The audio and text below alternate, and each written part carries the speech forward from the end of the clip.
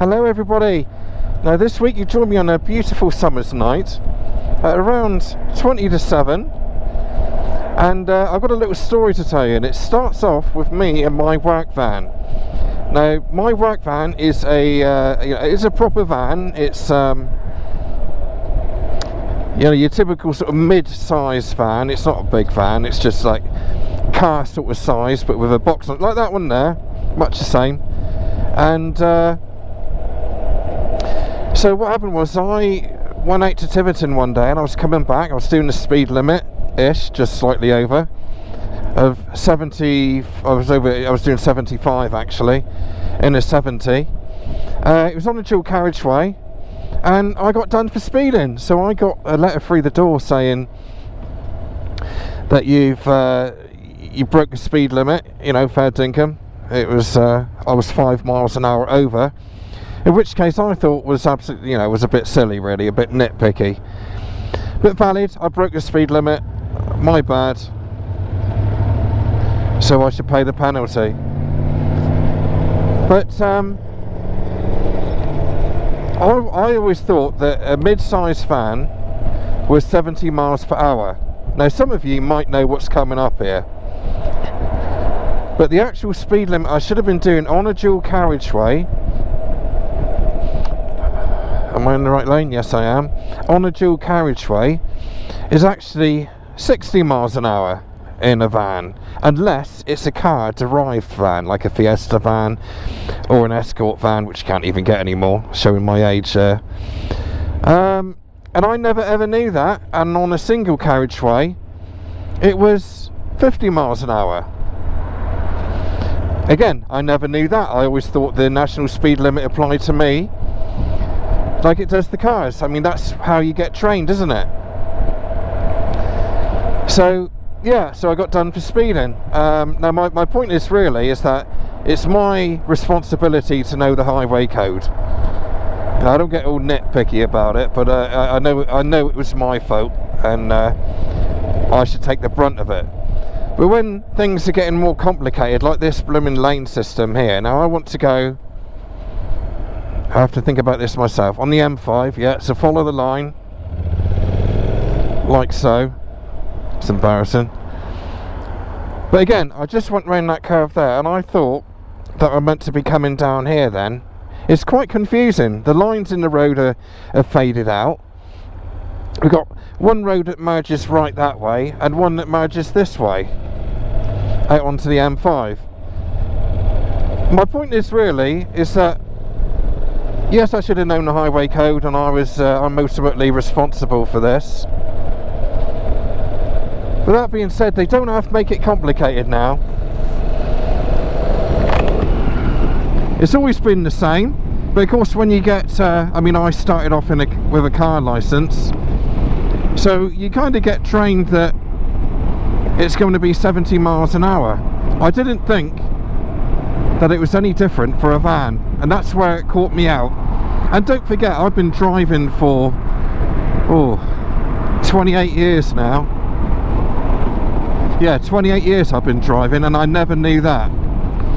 So I don't really know where to go with that. I mean, should people retrain, or learn, get a book of the highway code and do a test every 10 years or something? I don't know. I mean, the highway code is definitely more complicated now, in some ways unnecessarily so, I would say. And also the road system is more complicated as well. They do some bummed stupid things now, I feel. Even like those lanes back there. I mean, it's so complicated, where you've got a big right turn, and yes, the lines are there to guide you, but you still second guess yourself all the time. So if you've got people who aren't from the area, and you've got a load of people second guessing, guess what happens then? That's exactly how accidents happen. So, as I say, I know it's my fault, and I've had to retrain and all that. I've actually had the choice of doing a speed awareness course, which I'll be doing in a couple months' time. I'll take full responsibility for it, of course. And that's my penalty, so that's what I'm going to be doing. out of 8 people that I've told about this situation, only 2 of them, well no, 3 of them actually, knew the speed limit for a dual carriageway with a van. 2 of them were my motovlogger friends, and one of them was one of my other friends who only found out because he had to do a speed awareness course like me. So it just goes to show, doesn't it, that it's not widely, like that van down there, that's like got a van like that, it's not widely known. And I'm quite ashamed by it really, that I've been driving for 27 years doing 70 miles an hour on a dual carriageway and I never knew. But anyway, I'm going to show you a couple other places in Exeter now where I feel that they're trying to trip you up, a bit like that area back there where the 2 lanes turn right, but it's hard to know which one you want. It's very confusing, and if you got people who aren't from the area and you got 3 lanes of traffic and none of them quite know what's going on and start second guessing, that's how accidents happen.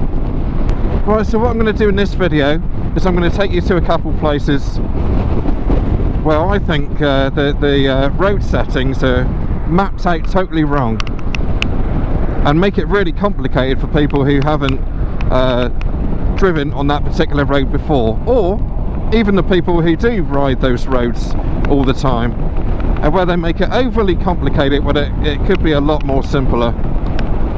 Up here, and what they've done is they divided the road up into a bicycle lane, cycle lane, whatever you want to call it. Now I want to do a left up here, but I've kind of got to give way twice because I've got to make sure that no bikes are behind me, and then give away again to where the pedestrians cross on the island there. Let's just do that the other way as well. I'm on the Sinus today, by the way, the Sinus Akuma. So as we're coming down here, what used to be a simple junction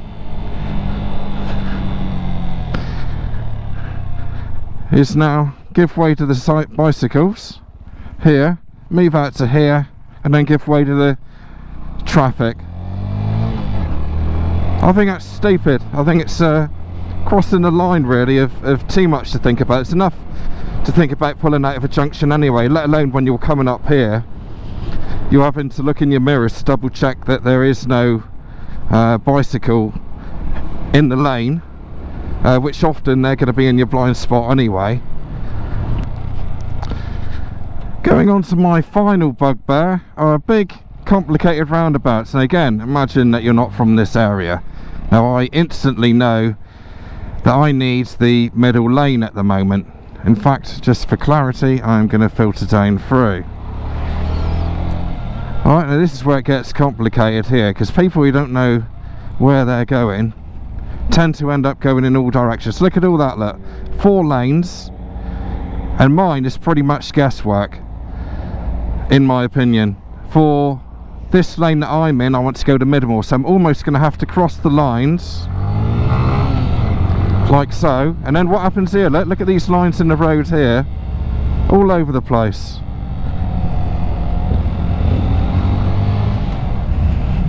Now again, you can read into it in many different ways and look at it in many different ways, but no one knows what the hell's going on if they're not from the area. I know I'm in the right lane now, and there is a clip on YouTube where somebody got wiped out here for that very reason, because somebody crossed over, went to go into the other lane, and yeah, got wiped out. So again, it's so damn complicated. I mean, I'm not quite sure how they could make this simpler, but there must be a way.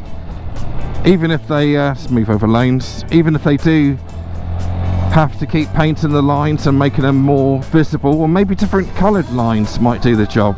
But either way, it's so damn complicated now. But I'm going to wrap up this video now. So like I say, I made the mistake of Now again, I'm in this lane now. I need to move out to this one. Shouldn't have to move out, should be simpler than that. So I made a mistake and I got the fine, rightly so.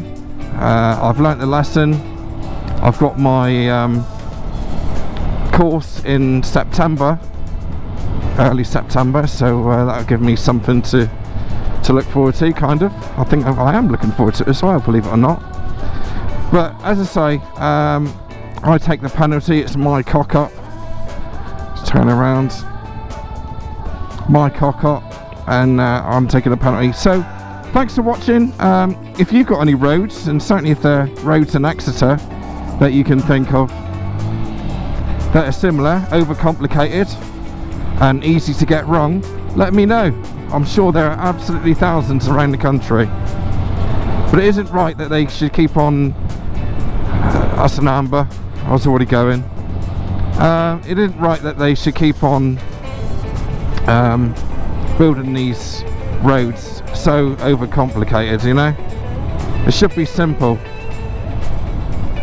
But there you go. Right, thanks for watching guys, and I'll see you next week.